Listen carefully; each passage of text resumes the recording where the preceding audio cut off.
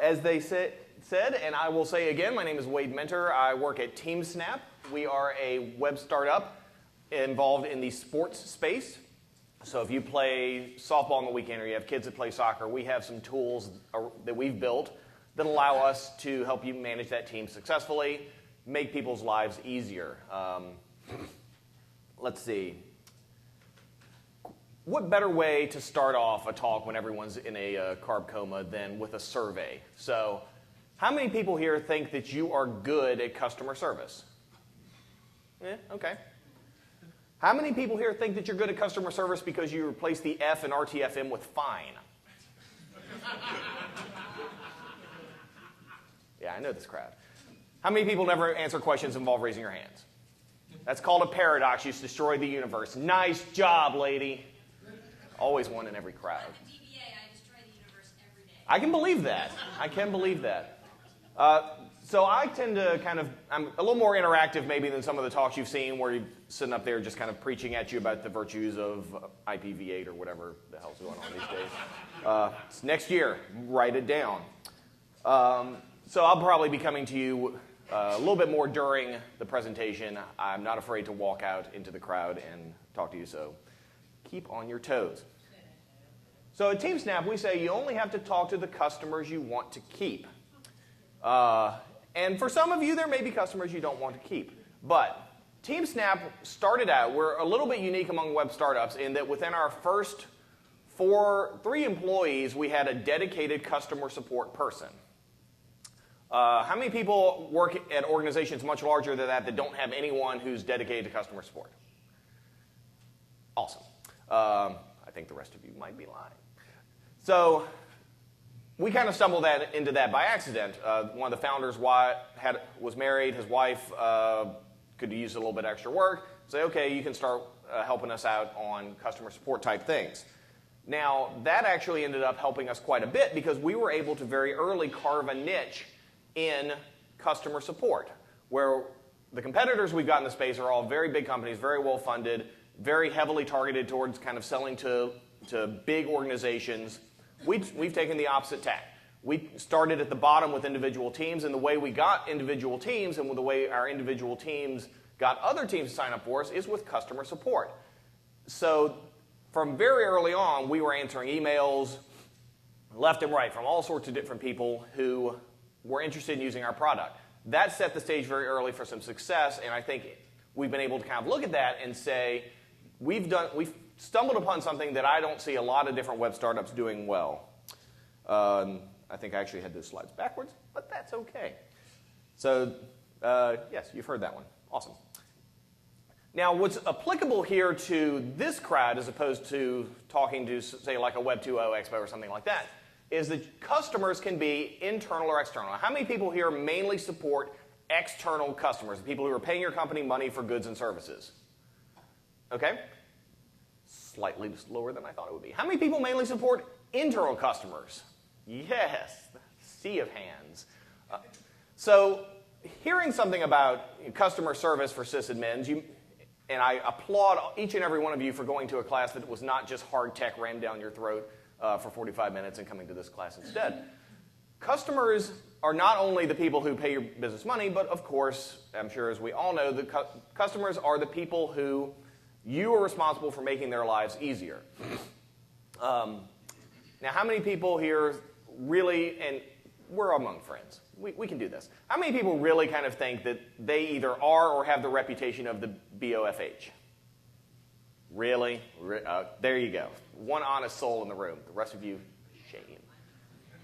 You realize this isn't TV. I can see you, right? Okay. Just getting that out of the way. So even if you're not directly supporting the customers who are paying your company money for goods and services, the good of the endeavor that you're trying to do and the good of your career can depend on you being the type of person who works to make your customers' lives easier. So what is great customer service? Yay, discussion. We'll start off with kind of a flip side, though. What is bad customer service? I want to get 2 or 3 examples of things that you've interacted with yourself, be it technical or non-technical, that you've wanted to just pull your hair out because they didn't get what you were saying, they didn't care, and you left worse off than you were before. So brave souls, again. Yes? Not responding to email for days. In what context?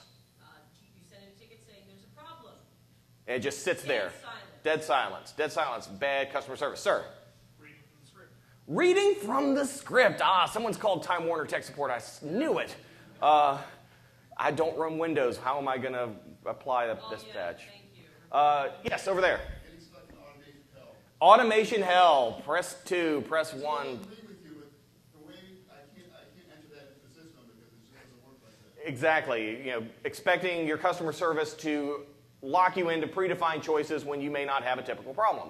Let's get one from the back because I can see you two as well. Yes? Calling the single point of contact team and then having them tell you to go ahead and escalate to that other team yourself. Ooh. I hadn't heard that one, but that one would hurt. Like, wait, you're the guys. So, we've got some trends developing here. Rigid, automated, not taking any sort of responsibility, not caring enough to get back to you. Now, for those of you who have had some good customer experience, what are some things that made you think, wow, this company is going above and beyond, their people get it, even if they don't understand technically what I'm asking, I want to deal with them? Are there any? So in the dead silence category, sometimes it's a case of, well, they're busy, so they're not going to be able to get to your problem. But if they at least say, we're very busy right now, there's some problem, we can get to this later, you at least have contacted them, and you now have something. You know it didn't go off into the great void. Exactly. You've made a connection. Thinking about you. They've apologized, which you don't get much. True. Sir? Oh, I was going to say, every once in a while you find somebody who's truly engaged, who's willing and interested, and even though they may not know the answer, they'll admit they don't know the answer, but they're going to look for the damn thing, And that's more than enough. That's all that I really ask for out of tech support. Just kind of acknowledging your problem, making a personal connection, saying, you are a human being, I'm a human being, we're all in this together sort of stuff. Yep. Kumbaya. Yes? Put up an ISP when the internet wasn't working, was the internet was working. And the out of hours, the government answered said, I'm sorry, I'm not really tech support, I am just Like the receptionist? accounts. But what's your problem? Turns out, mention Linux, you all about Linux, here's what you do. Okay. Wow, I want to get on that ISP. All their staff, including the admin staff. That's very impressive. Sir? Within 2 minutes, I got a techie online, Excellent. So fast turnaround. and then potentially the other decision to see my problem. And someone qualified to fix it. Yes? Yeah, that's... Yeah. In some cases where you had someone who was involved in it, handed you off, but then they also follow up with that other person able to help you get your problem resolved. So still staying invested in it, not just like, well, my job's done. Time for a beer. Yes? Non-scripted follow-up, so actually engaging in a dialogue with you. Yes? Empower them. They're empowered to actually do something to fix your problem. Right, so it's not, well, I'm level 2, and that's really a level 3's job. Cool, so I think we've seen some good contrast there in that what can you do, even if you're not directly answering external customer stuff. You can be engaged, you can treat them like a real person, you can follow up, you can have a real dialogue. Those are the things that, of course, we as technical people remember because we've been on the other side. We've been on the people who just send the email into a black hole for a couple of days. Those are the things that you want to be striving towards to give to your customers. So this is something we got from TeamSnap. One of our customers emailed into us. Seems very similar to some of the stuff we've been talking about, right? Thanks for listening. Somebody responded. I didn't expect any of these, give feedback things to actually get a response. I expected them to go into a black hole.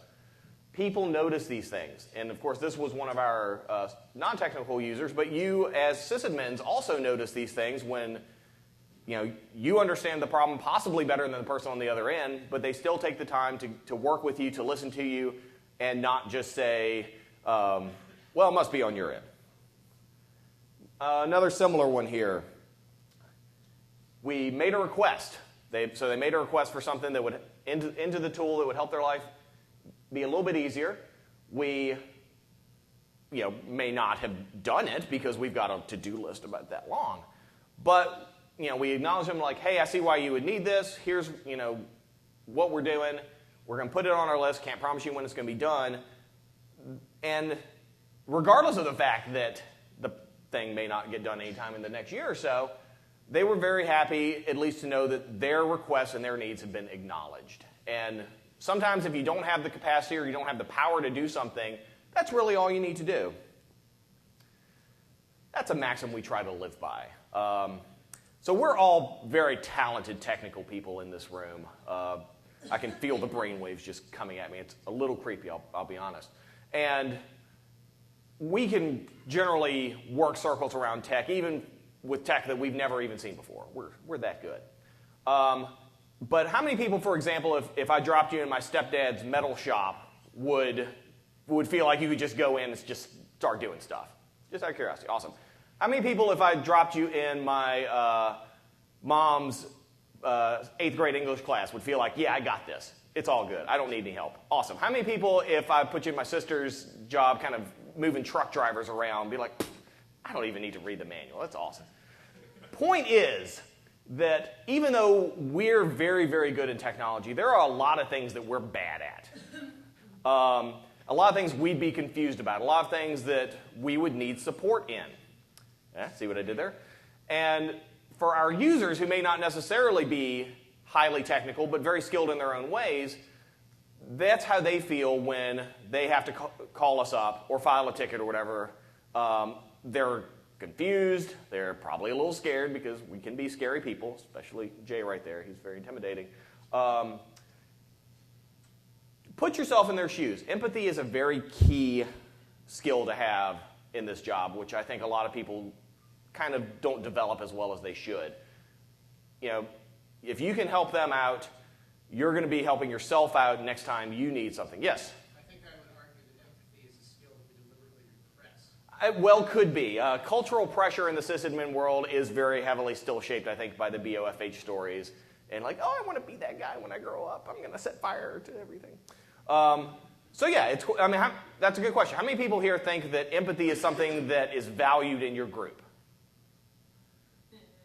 I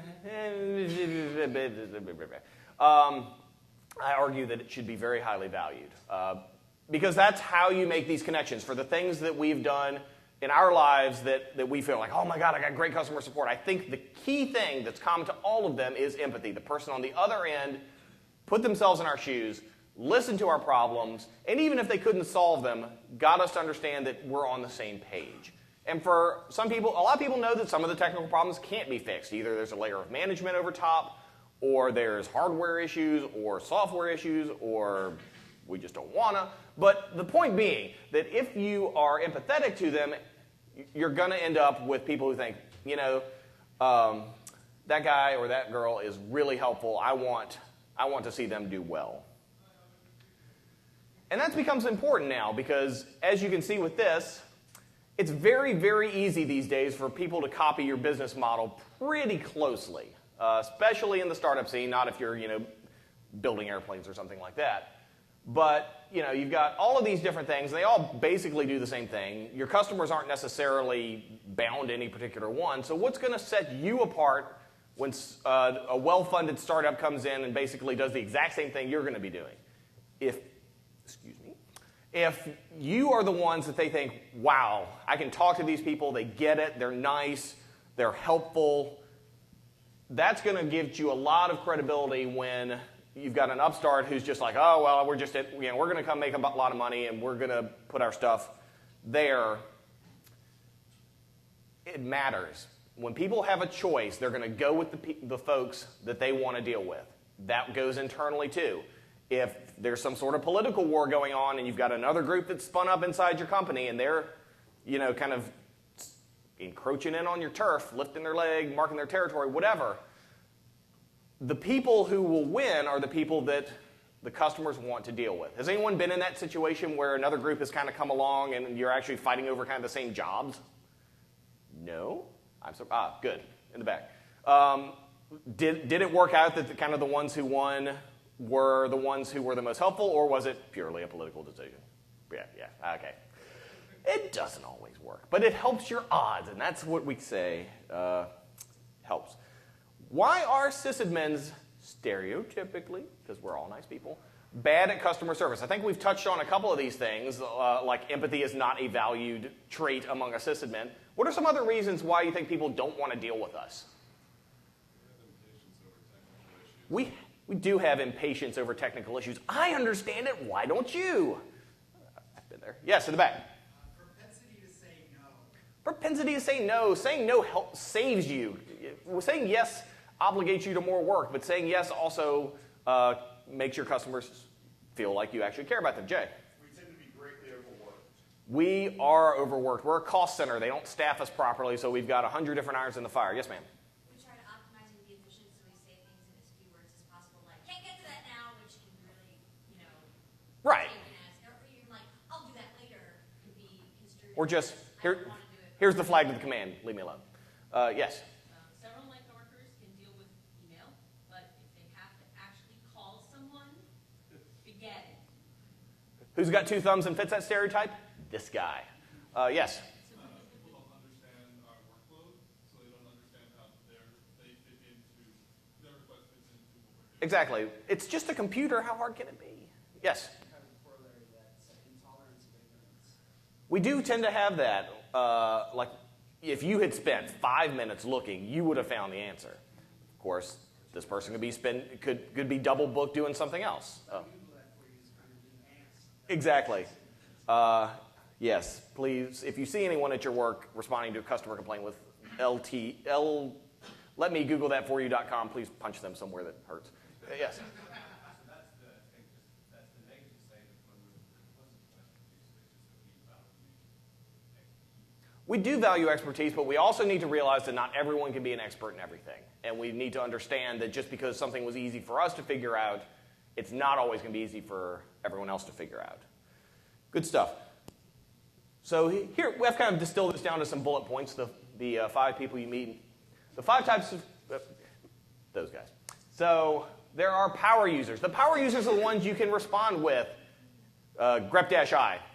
That's your response. Or let me Google that for you. The people who know what they're doing, they don't need a whole lot of hand-holding. They're probably a little embarrassed that they're asking you for help, but they just can't find what they need. Regular old everyday users, the people who are okay, they don't need a ton of hand-holding, but they don't have any particular type of expertise.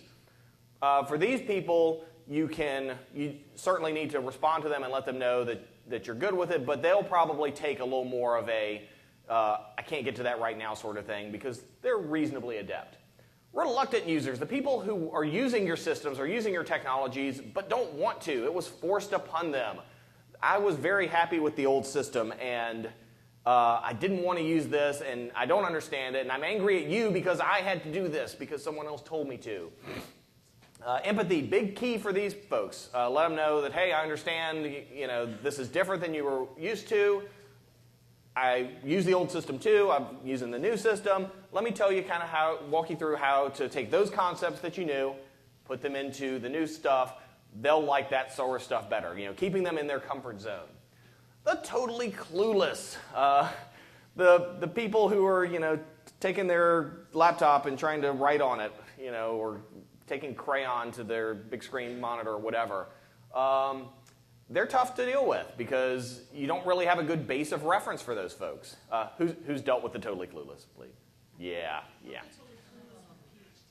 Totally clueless with a PhD, so clueless and arrogant. Awesome. Proven clueless, certified, stamped with a robe and a hood. So for those folks, you may not ever be able to give them an answer that works because they're just sitting there drooling. But if you make them feel better, if you're patient with them, if you're prompt on your responses, they're probably not going to get too upset. And then finally, there are the asshats, the people who hate you personally and will never be good to work with. For those, escalate them to your boss.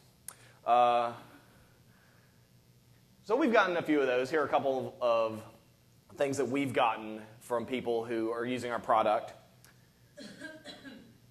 Pretty harsh. I'll tell you a story that's not actually up here, though. So we're very big in Canada. Any Canadians here? Awesome. Canada.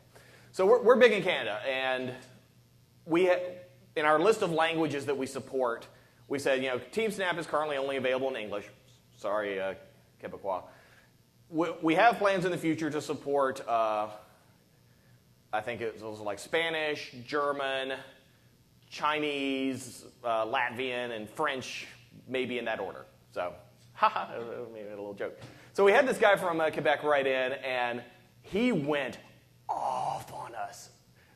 3 pages of, this is so insensitive, you're a horrible company, how dare you insult the French like this. Ended up being basically kind of a Godwin's law. He's like, yeah, you know who else treats people like this? Gaddafi. What? I know, right? I believe I got told. But, sent this up to the CEO, say, this guy, my thing was nuke him from orbit. This guy's obviously whack with poo brain. CEO talked to the guy, kind of found out, like, yeah, he really wants to use this in his native language. He may have been off his Thorazine. But the point being, he had a legitimate question. And the CEO actually, within 2 emails, turned this guy into a raving fan of ours. Dissatisfied customers, be they internal or external, are an opportunity. If they are mad at you, if they're taking the time to tell you how ticked off they are, if they're taking the time to complain, that means that they're still emotionally invested in the product or service or process. If they were ticked off to the point where they were never going to use you again, you probably would never hear about them. They would just be like, screw these guys, I'm going home. That's an opportunity for you. If you've got a mad customer who's still interacting with you, they really want it to work. They really want this to be successful. They just don't know how to do it, and they don't have any other way of expressing their frustration than calling you the name of a murderous dictator. So work with them. Up the empathy, up the patience. Really try to figure out, look at it, and I know this will go over well with sysadmins, look over it as an opportunity for optimization. There's something buggy. We've got some things that we can do to fix it. Listen, talk, run through some scenarios. If they're still engaged with you and you can turn them around, they will be your biggest promoters out there, because instead of just getting mad at them and giving them what they wanted, justification for thinking that you're horrible people, you listened, you worked with them, and you ended up solving their problem even after they realized the shame of how they treated you. So look at angry customers who are still engaging with you as an opportunity. That's going to be a really big help. Build tools for your users. How many people here have been in a situation where I've got a particular piece of knowledge, I get this request all the time, but I kind of like that, I'm the guy, I have to do this. So I don't actually mind making them come to me even though I complain. Is there anyone besides me? I'll admit I've been there. Thank you. Respect. Build tools for your users. And not just a blank gray page with a button and a text field. Work with some designer. Twitter's Bootstrap, awesome tool for if you're building a simple web tool and you want to make it look and feel like somebody had some skill, which I lack. Automated repetitive processes give your users tools that can do it.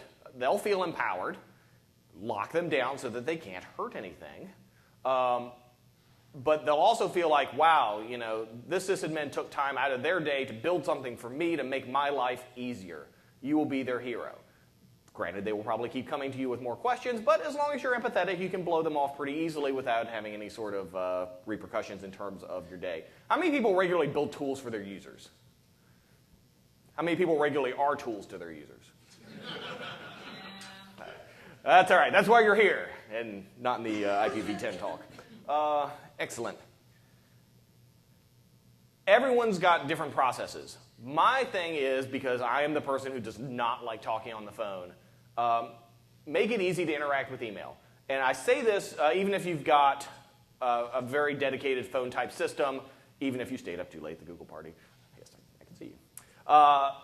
It's a lot easier to do technical stuff over email, I think, because there's a lot of kind of cutting and pasting screenshots, error messages, that sort of thing. It's asynchronous enough that I think it works well with a sysadmin's brain patterns, but there's still kind of an audit trail, and people can, even if they lose the thread a little bit later, can go back and read, and I'll say the heresy, I don't care if you top or bottom post. So I think email is the preferred way to do it. If you've got a ticketing system, that's kind of like email. If you've got a phone system, it may work well for you, but make it very, very easy for email because I think that's how a lot of people expect things to work. Is anyone surprised by this one? Nobody. Is anyone still awake? I wish. So at TeamSnap, everyone in the company, and granted, we are not a 200,000 person company, we are 7 or 8, but everyone in the company takes a turn on customer support. Our CEO does a weekend a month, our marketing person does a weekend a month, our product person does a weekend a month, I do a weekend a month. Everyone there is doing customer support. And I feel very strongly about this, that in your environment, everyone should have a stake in the customer, be they internal customers or external customers, because you don't really know how people are using your product, how it's affecting them, where the problems are, until you're on the front line with people like, I can't log in. Why can't you log in? Because apparently there's confusion. And having our CEO on customer support has led to a lot more informed product discussions. Having our marketing person on customer support has led to a lot better marketing priorities.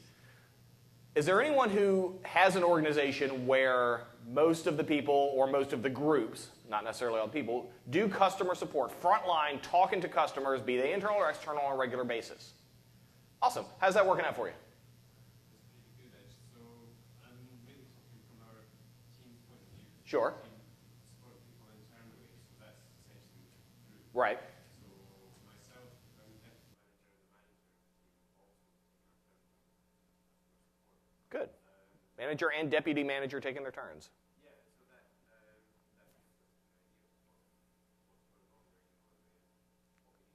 Right, you're not just hearing what's been filtered up through the frontline people. You're actually getting there and seeing like, wow, there's a lot of customers who can't find this feature. Why is that? I would encourage you to, if you do take nothing else out of this class, to try to take this idea and see if you can get any buy-in on it. Because I think you will see some fairly dramatic changes in your priorities and your work process if the people who are handing out the work actually have to deal with the repercussions of whatever your product is. This one is more for external, although I guess free customers, if you're a cost center inside, could be the same sort of thing. There is an argument that if someone is getting something for free, they may not technically be your customer, and I can understand that argument. But if you can impress them with, wow, these are the people I want to work with, they are much more likely to become paying customers. They are much more likely to become promoters inside your organization. Don't just say, well, support really is only a premium package and you need to pay us blah, blah, dollars a month. Because then people are going to get the impression that your group or your company is the type that are going to nickel and dime everybody. I'll call out Big J here because Jay's at Rackspace, and that's one of their selling points in that they provide support to everybody. What do you think about that? I agree. No.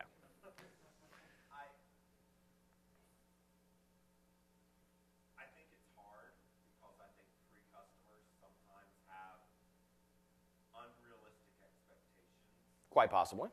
And if people are paying money for service, they have an SLA, they have an expectation of what they're getting. A lot of times free customers want the world. They do. They want the world, and you have to manage expectations, but the fact that they're using your product and you care about them is going to make them, I think, much more likely to say, hey, I finally got some money. I got funding for this project. I've already got a relationship with these people. I like them. That's where I'm going to put my money. And you're allowed to say no. Just don't be a jerk. There are things that you can't do. There are things you won't do. There are things you shouldn't do.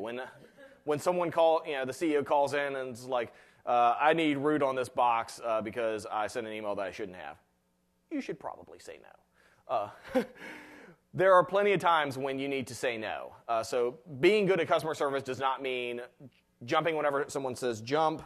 It does not mean saying yes to every request. It means saying no nicely and giving a reason and being empathetic. And when someone's like, no, you don't understand, I have to have this, saying, sorry. Yes?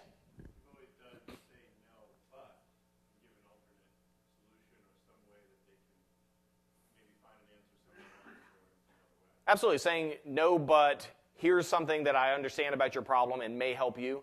Again, going back to the empathy, going back to the listening. And that's the bulk of my stuff. So be empathetic. Listen. Treat everyone the way you want to be treated. Don't be the BOFH. And your career and your company will benefit from it. So we've got, I brought it in a little bit early, right? So we've got time for questions and or war stories and or, why do you think this? That's completely wrong. So fire them at me. Yes, I just want to hear you talk more.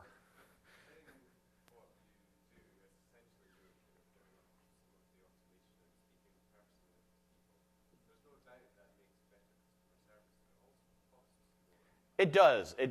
Having people interacting with people as opposed to having machines interact with people does cost more money.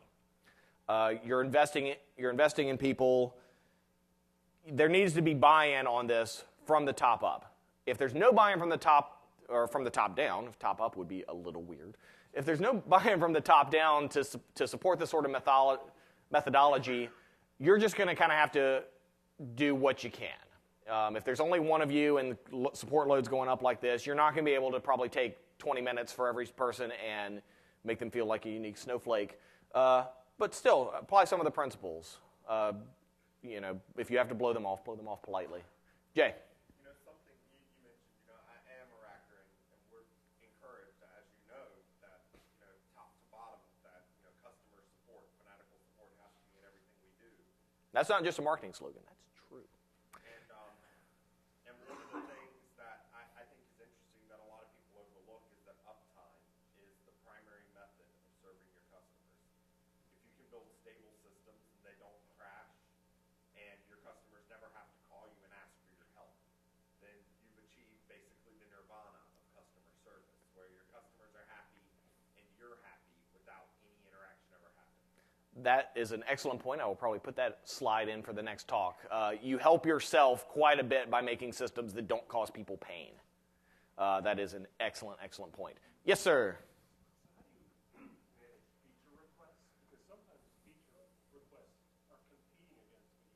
They are, yes, and sometimes feature requests, if you're like, why am I standing in front of this? If you're like TeamSnap, where we've got 3 developers and probably a feature list that's 200 things long right now, you're not going to get to everything. Generally, you just say, hey, we're very strapped for resources, or we've got serious uptime considerations we have to take into account. We're going to look at this. I promise you, we're going to give it review and actually give it review. Don't just use that as a blow off. And tell them, we're going to look at this. Yes.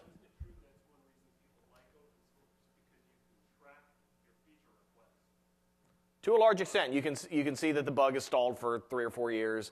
Not that would ever happen in Mozilla or anything. Exactly. It's an open bug tracking may be a great way to give your customers visibility in what's going on. So if it's like, we're not going to get to this until 5 releases down the road because it's either too disruptive or you're the only person in the universe who would want this, you could even market it that. And if people call back in like, hey, I talked to you 6 months ago, and what about this feature? You said you're working on it. Be honest with them. Say, there are other things that are higher priority, or we don't think that's going to be a good fit. We really appreciate you doing it. Maybe something else will be a workaround. So, do you think visibility of that process is important so that they can see that it was closed, so that they can see other people chimed in and also said no?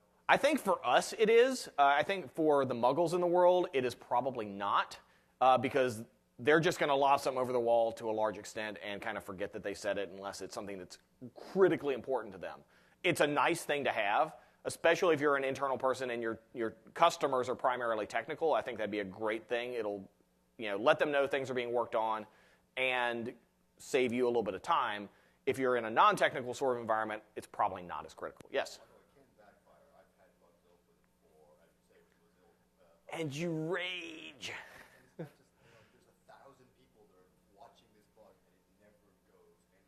Yep, that's the double-edged sword, that if you kind of have an open bug tracking system, you're kind of making an implicit promise to your users that you're going to pay attention to it. Yes? What are your thoughts on transparency? I use PNG. Thoughts on transparency? I err on the side of being open personally in terms of telling people, like, look, we don't have the money to do this, or I can't do this because it has repercussions beyond what you're asking for. You're asking me to make this change to the database. It's going to cascade everywhere, as opposed to just that's classified information. Your individual workplace policies will have a much greater impact on how transparent you can be. But the more transparent you can be, the more users will think, I'm not just getting a canned script blow off. There is actually a reason behind why this is the way it is. And if you give people a reason, the vast majority of the time they'll be cool with that. People like knowing things. People like knowing that there's a reason behind something. Yes? The nutshell version of that is basically not only should we be skilled at having empathy, but we should be skilled at inducing empathy from others. Exactly. And we probably want to fulfill that feature request or whatever that person's asking for. We just can't. Sure. Yeah. And by being open and being honest with people, you allow them to be like, I'm not going to unload on this guy. He's doing his best. There's parameters she's got to work in, whatever. That helps your case because you get people who just don't think of you as an automaton. In the back, those of you who are nodding off, any questions, comments, thoughts? Yes, ma'am. So my big annoyance is, unsurprisingly for many larger organizations, groups are kind of few. We got our people with our manager, and they got their people with their manager, and there might be some interaction between two managers, or 3 groups, or 5 groups. Mm-hmm. But it takes so long to make anything change. And part of the problem is that we have things set up such that we run some part of our machines, and then they run the network, and then they run the Sure. other part of the network, and then they run the A lot of segmentation. and everyone has, you have to be you're a customer of everybody else. So everybody is an internal customer of everybody Sure. else and all the other groups. And sometimes their customer service sucks. And no matter how much I seem to complain that I put in this ticket and it sat in the queue and it was 2 days later and they said, well, they say within 2 days we'll get to it. And it's 2 days and I'm going to my manager's office going, get at them. Yep. So it's like, I give them rates back. Why won't they do it to me? Yeah, I mean, it really does have to be kind of a cultural thing everywhere. If you've got groups that do not practice good customer service, as you see, it'll frustrate everyone and can severely limit your ability to do the same for other folks. That's a tough one to solve. My advice would be take care of your stuff, be an example, and other people may take notice. Any other questions? I'm so sad. So anyway, my name is Wade Minter. You can email me, minter@teamsnap.com. Please don't call me. I don't talk on the phone much. You can follow me on the Twitters at Minter. You can go, if you or your kids are into sports, please check out teamsnap.com for all of your team snapping needs. And before I go, I know that I won't have any problems doing this, but please, big round of applause to Anthony, our tech guy in the back.